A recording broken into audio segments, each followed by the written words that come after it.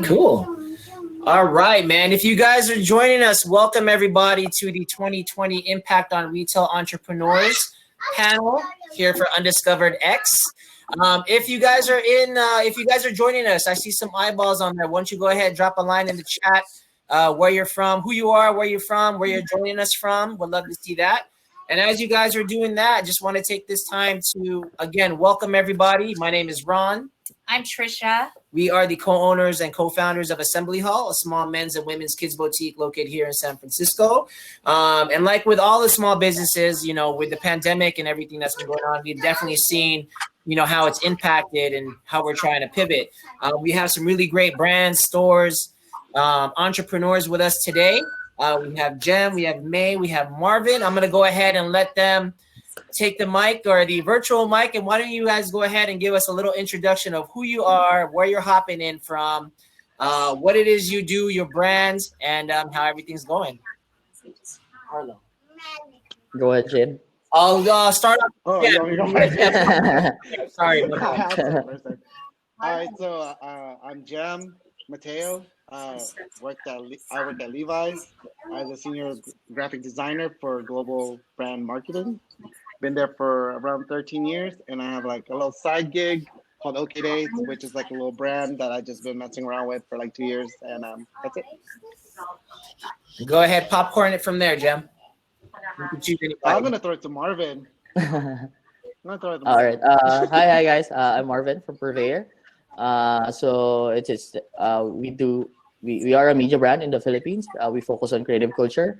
We have a website, a blog, a print magazine, and we ran 2 stores before, and hopefully we can go back to that after all this.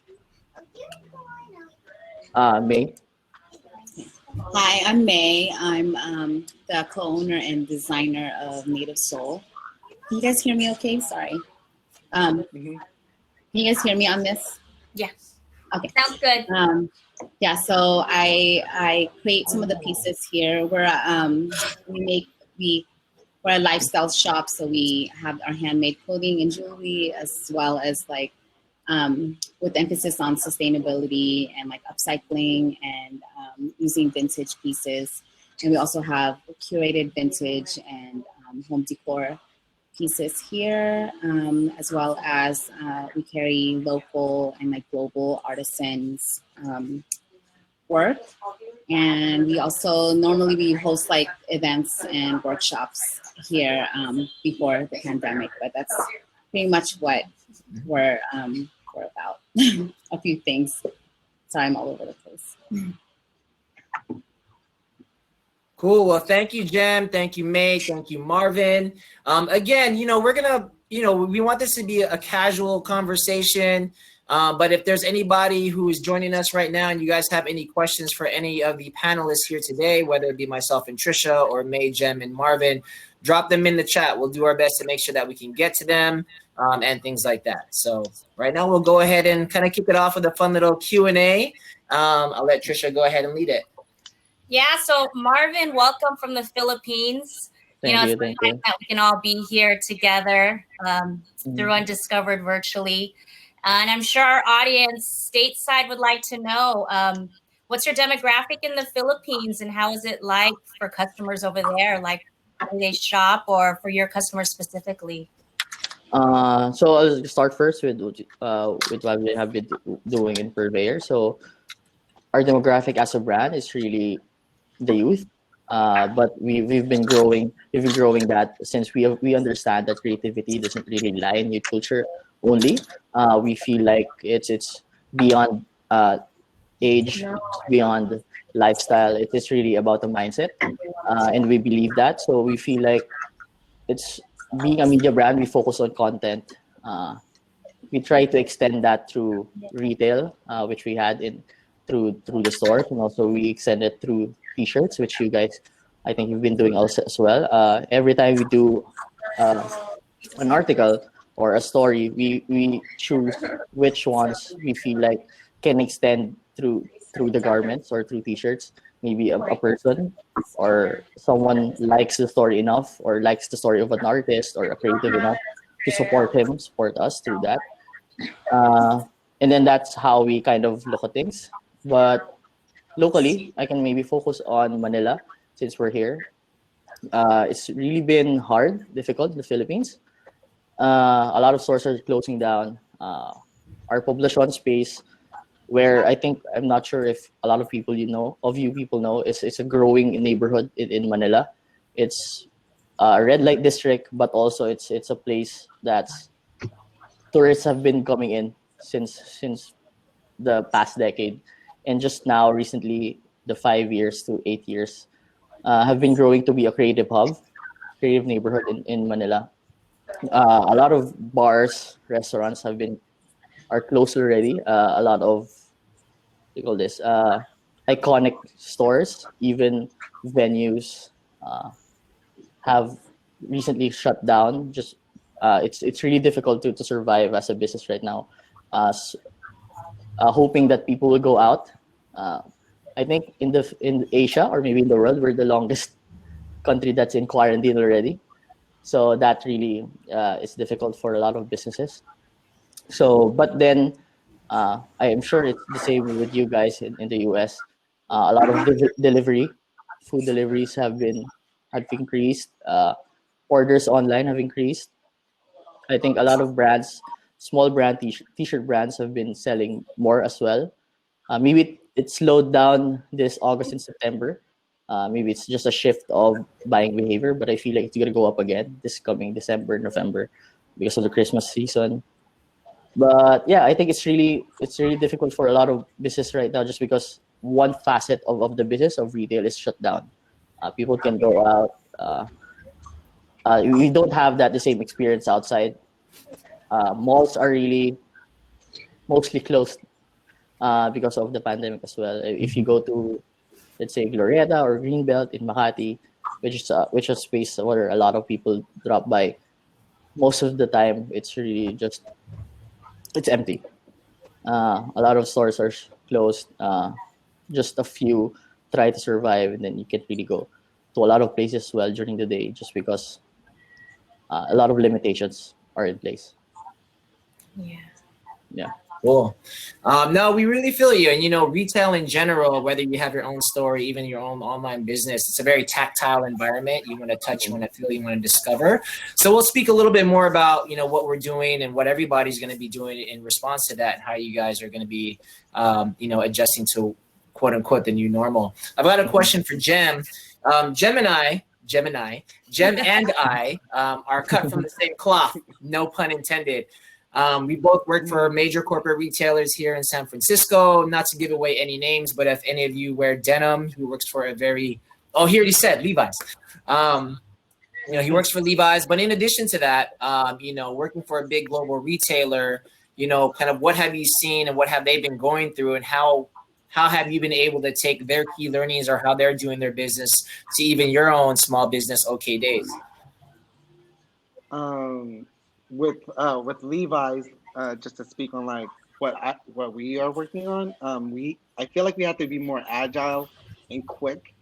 Like Ron, like with big corporations, everything's like kind of like planned out. Over the Levi's now, it's like we have to move fast, like through like the social climate, through like the virus, and like we just need to like move quicker than ever. And it's kind of harder to work through Zoom, through creative, because there's a certain energy that you get when you're around people, and something that can take an hour in Zoom can be hashed out in like 5 minutes in the office, and just trying to figure it all out. It's like the same with like working on my side hustle, OK days. I miss meeting people, just like connecting people, and just like trying to make collaborations happen. Because you can't put a meeting on if you don't know anyone. You know what I'm saying? Like, you feel me? Yeah. It's just like it's a hard time. Like I can say like I'm a homebody and I'm like used to this stuff, but I do miss the social environment, the social part of it, meeting other creatives and entrepreneurs that I want to connect with and help each other. Well, cool. Hopefully we can get some key learnings and some best practices from this panel later on. Before we move on to the next question and on to May, Just want to give a shout out to Ryan, to Ninong Nunu coming in from Seattle, to Christine from San Francisco. Thanks for joining us. Again, if you guys have any questions, drop a line in the chat. We'll do our best to get to it. I'll pass it on to Tricia. Yeah, so May, you know, we're like you. We're at the shop. We were closed during pandemic. It like affected everything, right? It's kind of a grind when we're a shop owner. How have you been coping, and how's everything been going with you? How long have you been back open now? Well, we've been open since the end of June. I think we were one of the last retail shops on this street to reopen back up. We just took our time, I think, because there's a few things happening. But I think that we were able to adjust, I think, quickly, because I think for me, I think it helped that I am a maker. And so when the pandemic hit, like we weren't really selling like a lot of our normal things like jewelry and clothing, and people were asking me for to make masks. And so that's kind of where I shifted, and I was pretty much making masks for so many months, you know? And so I feel like that, with that pivot and being able to quickly shift, and I already had all my, you know, already had like materials and fabrics and all that stuff. I think that's what really helped us since the shop was closed. And then also I think participating in some of the online community events really helped us like just connect with different people in different communities. And I felt like that we were able to get some support through there. And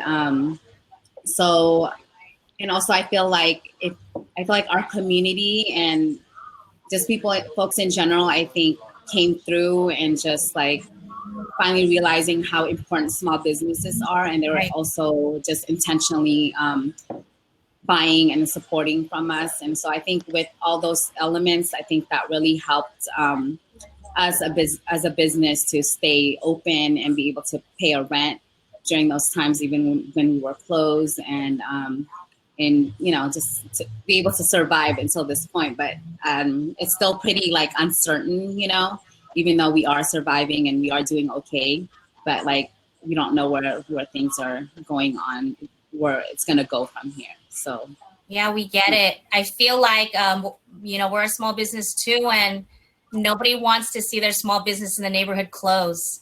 So I think that's been the nice thing, is that people come out and they support. You know, they want, and it's like they're really conscious of, well, that's a family and we know them, and we don't want that store to shut down in our neighborhood. So I mean, I hear you. It's like a big reliant on people that come out and shop small and support local.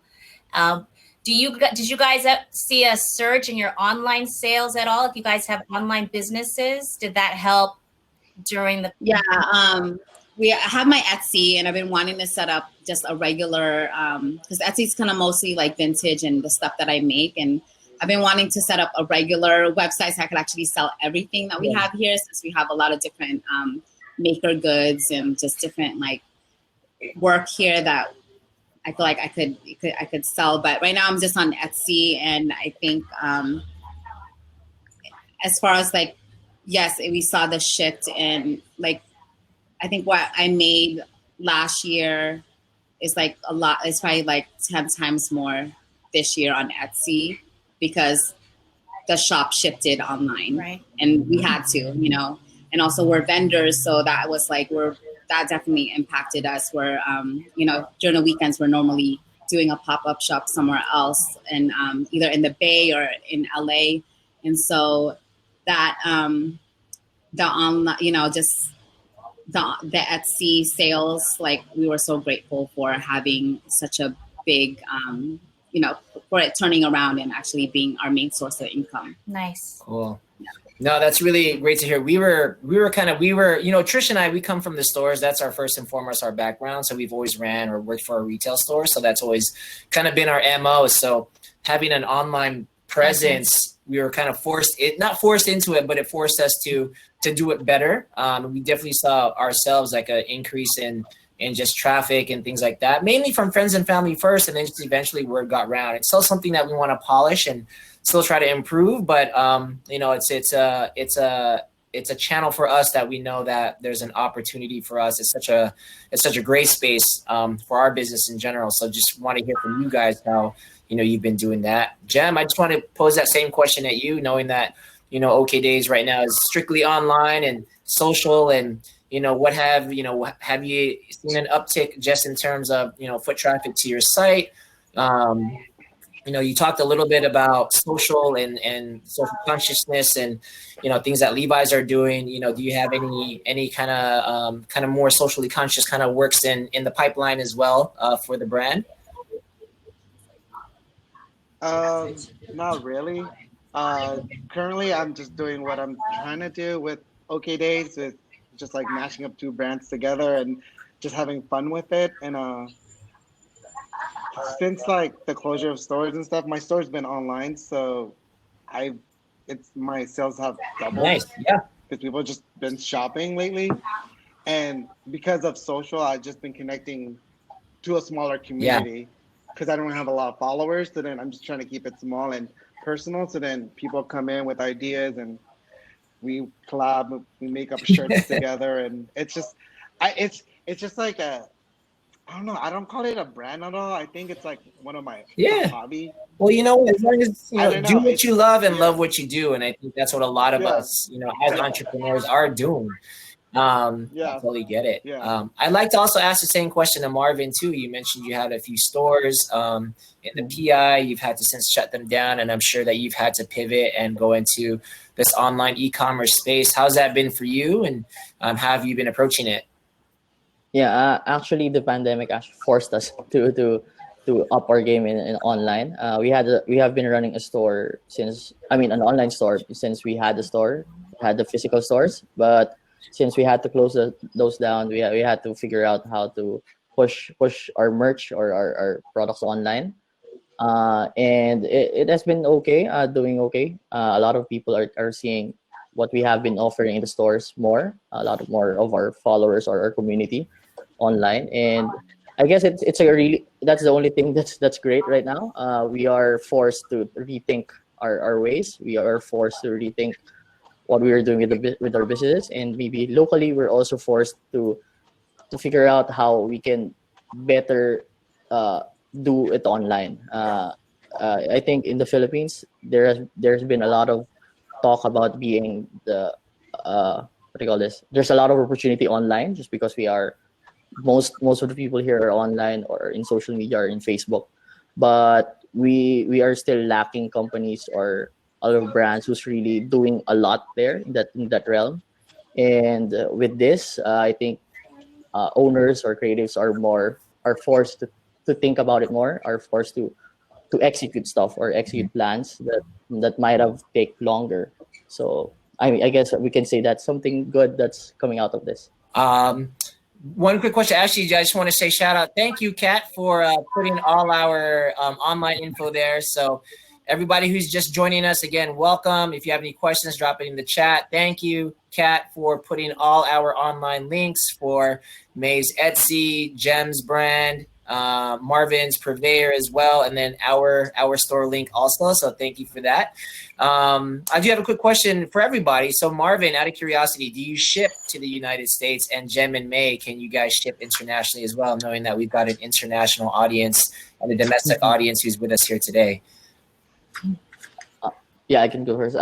It's really difficult to ship outside the Philippines. It's really expensive. Right. A lot of, I guess the challenge there is really finding a way to consolidate everything. But just to give you an idea, so maybe a T-shirt here would cost around 700 pesos to 1,000, which is just $20 to $30, or maybe less. But shipping can go up to 1,000 to 2,000 pesos just for one T-shirt. Wow. So that's around $50 to $70. So shipping is more than what you're gonna buy. Okay. So we haven't really found a way to get over that challenge yet. How about Jem and May? How about you guys? Have you been approached about shipping internationally, even if it was Canada even? Actually, I already ship internationally, and Canada, Australia, just like pretty much all over. But sometimes people pay kind of way more on shipping than the actual the cost of the products, you know. So, but I have been shipping internationally for a while now. Yeah. Jem, how about you? But I hate paying for shipping, so my shipping's always free, and I don't ship internationally because it'll just cost me too much. And I just want to get. It's weird to like sell a shirt for like to what Marvin was saying, like you sell it for like $28 and the shipping is $20. Like, I mean, it's just crazy. So I totally get it. I mean, it's a challenging thing as well. Now that we're online based, we've been getting a couple of inquiries, but at the end of the day, it's business of scale, right? We're still trying to figure that out ourselves. You know, we're not a Gap, a Levi's, or a very, you know, big corporation that, you know, it's kind of built into the cost. But no, thank you for your honesty around that. But I'm sure that there will be people interested. So I just want to give them some at least some ideas if that is even possible. I'll go ahead and pass it to Tricia next for questions. I'll go ahead, Marvin. Yeah. Actually, though, just gonna say that I still ship, but it's really for people who's willing to do that, who are willing to pay more than the actual product. Yeah. So, you know, we're all business owners, we're entrepreneurs, and I don't know if you guys, but like us, we're always hustling, right? We're never not working. Except maybe during pandemic, we had a little bit of downtime to actually like breathe, and we didn't have to go to the shop and have to tend to business. But overall, generally, you know, as business owners, what do you guys do to stay sane and balance life, or kids, family? Like, what do you guys do for wellness for yourselves outside of the business to really just like separate? Let's start with May. Oh, go ahead. For me, I'm a dancer, so like when I can, I'll take like dance classes, and obviously during this time it wasn't available, you know, it was only online and it just wasn't the same for me. I did take some classes, but like the main thing for me when I do those, when I actually go out of the house and go to those classes, is I actually go through that door and like shut everything down. Like, I don't think about the business. I don't think about the kids. And so that it's been hard, you know, to find those, to find classes outdoors, but I was able to manage to find some classes recently. And lately, like the whole family, like if I can't go and do something on my own, like I just do it with the family. And so lately we've just been skating, roller skating, you know? And so that's like skating, a new way for me to like, you know, roller skating, just roller skating, like on quads. Yeah. And so that's been like, what's I think inspiring me, like, you know, just learning something different and something new. I feel like it inspires me to actually go back to native soul and maybe like create something new and be a little bit more creative, or just give me like a boost of energy. And so that's kind of how I'm managing right now. Good to know. Or nature hikes, but yeah. Marvin, how about yourself? For me, I guess it's really just being present. So whatever you do, I guess we're given the time to do more, quote unquote, more. We really don't travel a lot right here in the city. Less traffic, so less downtime. Also, I'm newlywed just recently, so it's just really Thank you. Just got married, you said? Yeah. I did. Congrats, man! Thank you. Yeah, just a few months ago. So it's with actually my partner. He's the other half of Purveyor. It's just really understanding the dynamics of that, and then also the dynamics of not being able to go out for work, not the usual of, let's say, a weekend. For a media brand like us, we're getting invited for so much events, with so much brand launches that people want to be promoted, and then right now it's not happening. So it's really understanding what's happening right now, and then what's gonna happen next, and given also a lot of reading, talking to people online. I think that's what gives the balance here for me. Yeah. Jem, yourself? How's your wellness routine? It's crazy because I remember working at Levi's, and all I do when I go on a break, I would talk to a bunch of people and then be like, man, if I had more time to do art, it'd be so dope. You know, like I can start painting and whatever. COVID hit, had more time, didn't do none of that stuff. Just like hella depressed. And then just like not figuring out the whole routine of like doing the calls from like 9 becomes like 9 to 9. Like you gotta I had to like figure out like the hard cutoff to find time for myself and to find time for my hobby. But I think I just finally got it done like just 2 months ago. I'm finally like happy, like I figured it out, like the right balance. Yeah. So well, I'm good. pleased, though. No, that's really great to hear. You know, especially with us and with the shop and with Harlow. I mean, we're trying to find that work-life balance as well. What can we do, outside of the shop to help just kind of ground us a little bit? So whether it's like May, it's going on hikes, just really hanging out with Harlow and just watching her learn, or exercising, whatever it is. Just glad to hear that.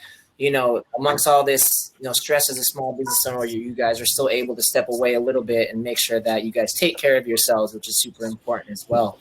Just kind of going back to the business really quick. So we are heading into the holiday season.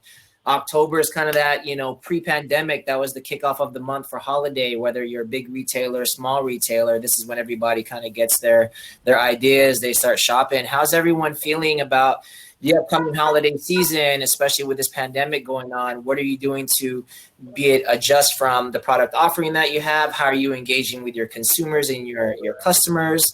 Everything from an online perspective to May, what are you doing differently, from a physical store perspective as well? I'll go ahead, May, why don't you go ahead and kind of tackle that? And what are your thoughts about this upcoming holiday season? Are you excited? Are you nervous? What are your thoughts? For me? Yes. Okay. Actually, I don't know. Actually, I mean, like normally October is actually our like a slower month for us, retail wise, and so far it's slow during the week and then like busy on the weekends. But I haven't really thought of. My goal was really to actually get my website done by by this month, so I could actually have the entire store available. But that's kind of really like my focus right now. But as far as everything else, I mean, I'm just making stuff, I think, every day, really, and like finding for the other products, like I'm we just have like the people that we already carry, and then like maybe I'll take in like 1 or 2 new artists to be in our shop. But usually like when I buy for other artists, it's not really until like November, like kind of last minute, and I actually only do it during pop-ups. So it's really like sporadic, like spontaneous. So if I meet an artist at a pop-up and I feel like their work resonate with our store, then I'll like go ahead and purchase stuff from them. And so yeah, like I don't really plan. I'm not a planner, obviously, but yeah, it's spontaneous. Like I haven't even thought that far. Yeah, and as it should be. I mean, we're in some weird different times right now, so like you can go chase closer into season and kind of to tag team on that. Same with us in terms of finding people for the shop. Now that we're on the radar a little bit in terms of brands approaching us now, it's at the end of the day, it's that relationship. How do you vibe with them? What's the aesthetics? Do we feel like it'll be a great fit for the shop? So we approach it very kind of the similar way as well, May. Marvin, how about yourself? I know that in the Philippines they start the holidays like in January, right? I'm just kidding. But I know, I'm half kidding there, but I know the holidays there are like never ending. How about just in general, how are you feeling about this holiday season coming up, and what are you doing to like you said, your customers are kind of directing you and helping give you that guidance? What are they saying? What are they asking for? Yeah, I think you're right. I think it lasted September when I went out to do something. I think Christmas music is really playing in the malls right now already at that time. So for us, or I'll just go with the consuming behavior. I think personally, I think it'll get better during the Christmas season. I mean, it'll not be the same as before, like a few years, but I feel like a lot more people will be able to spend more or buy more this Christmas season, just to feel the Christmas season I think it's more just because they won't be able to go out.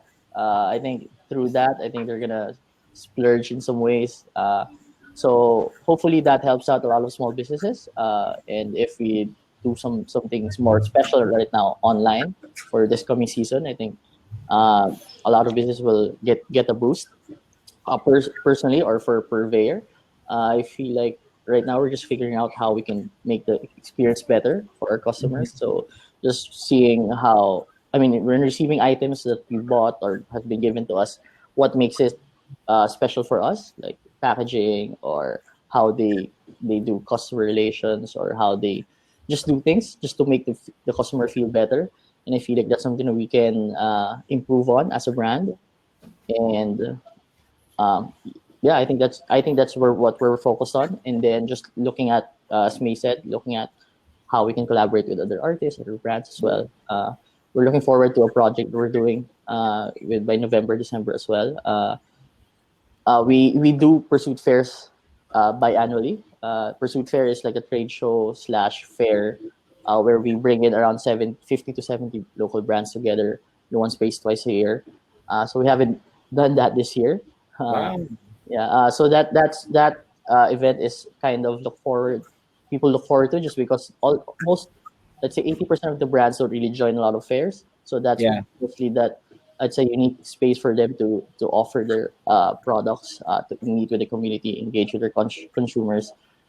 And usually we get around 1,000 to 1,500 people. So that's definitely off the table of organizing this year. Yeah. But we're doing something this year that's a little different.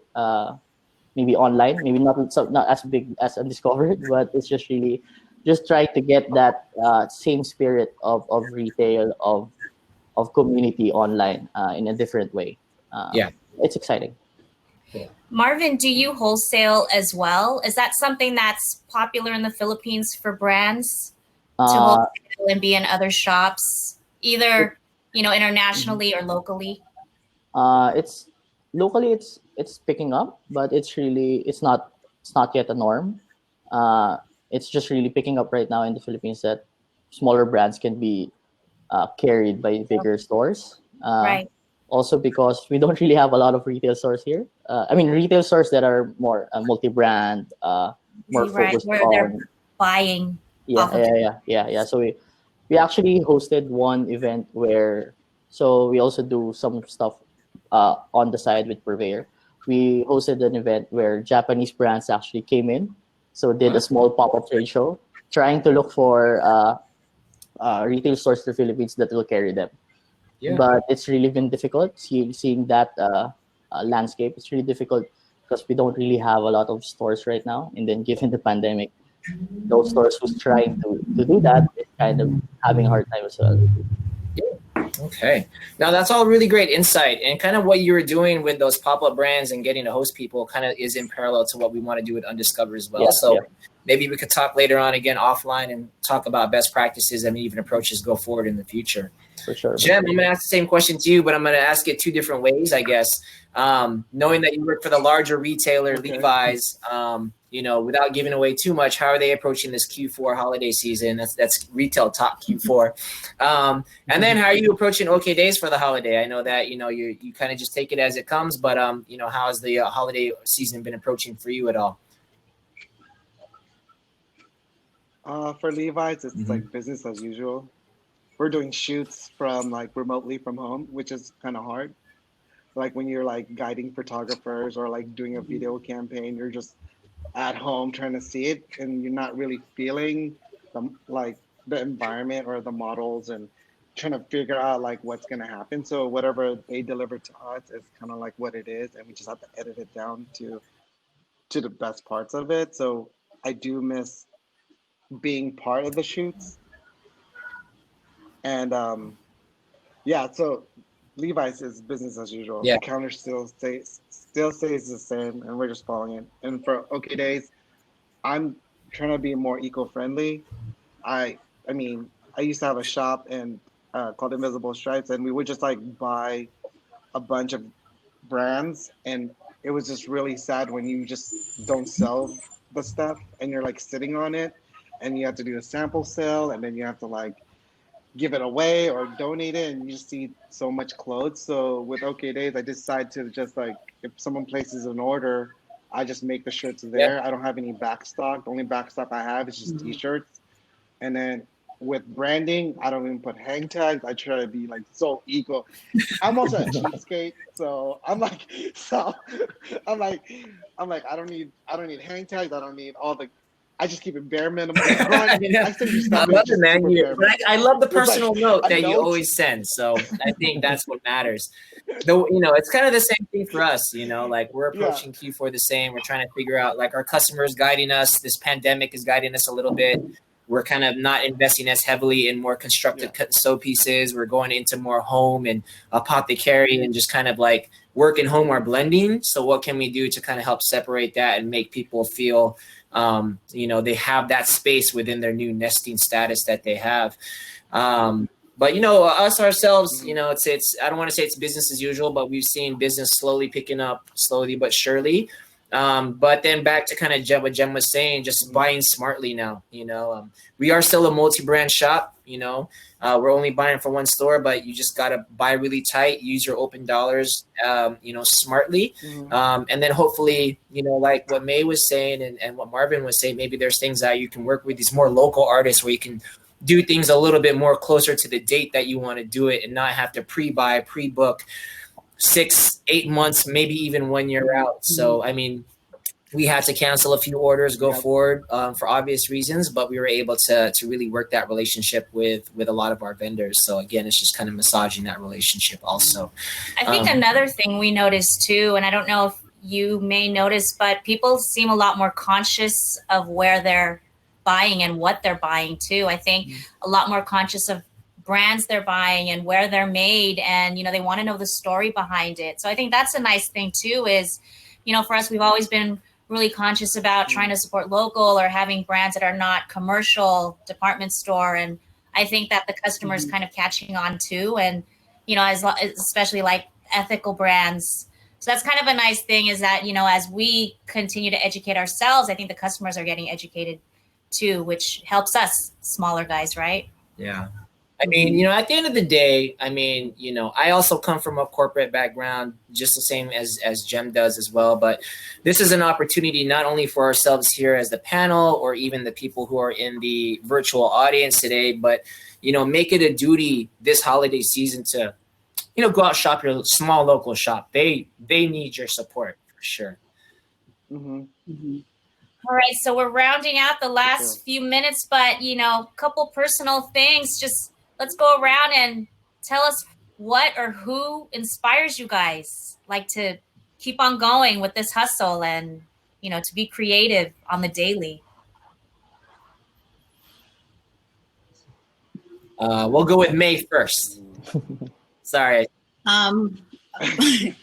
Definitely my children. I think being able to do this, doing Native Soul actually just allowed us time to be with our kids, and so as hard as it is being an entrepreneur and being a mom and, like running the business with your partner, it's really rewarding that we're able to,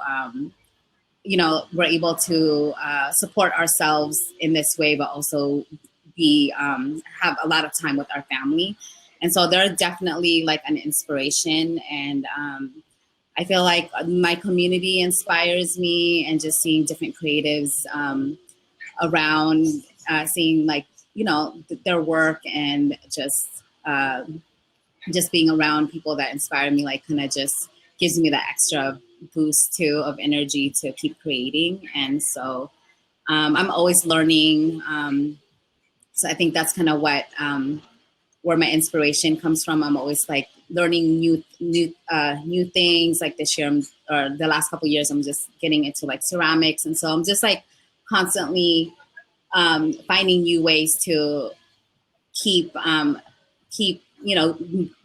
get motivated, and just just finding ways to be creative. And so I think that's kind of where the inspiration comes from. But yeah, really, my children keeps me inspired a lot. Marvin, how about you? Oh no! Can you guys hear Marvin? Marvin, there you go. Oh, wait. Marvin, unmute yourself. There you go. There. Yep. There you go. Start all over. Yeah, I think it's more of the community. This is the creative community, and trying to find ways to do what we do for them and for the creative culture of the Philippines or Filipinos. I think that inspires us the most with what we do. Yeah, I think it's just really trying to look at that and then trying what we have, trying to see what we have, what we are capable of doing, and connecting the two. And just find ways of how we can offer more. Yeah. Jem, how about you? How do you keep inspired through the corporate world and the hustle world? I was lucky enough to have blessed enough to get a good upbringing. I mean, the first hustler I ever knew was my dad, so he kind of like taught me all like the ins and outs of like just doing your shit, like freelancing, just like hustling, and he did so many things, and I just admire him for it. So I took from his playbook. I'm gonna do the same thing. He was a lifer, and what he did, I think I'm gonna be a lifer for Levi's. I'm not sure, but family, friends, and I think community too.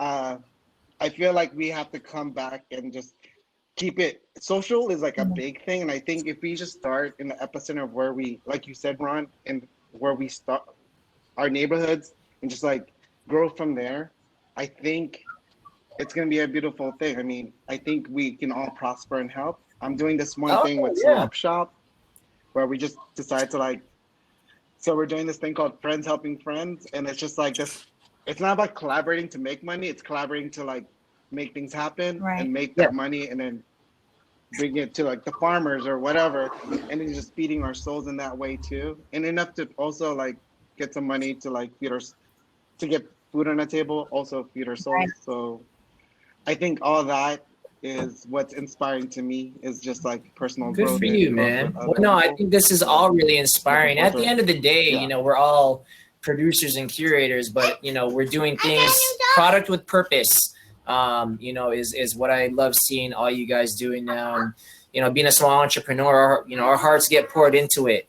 You know, it's not just a numbers game. Nothing's really just a money grab. It's really like creating experiences, getting to know your consumer, the designers that we carry. We've got personal relationships with these people, and our customers know that, and we're able to express that. And so, you know, I hope this platform has provided an opportunity for us to kind of, you know, hear each other's, you know, challenges, each other's strengths.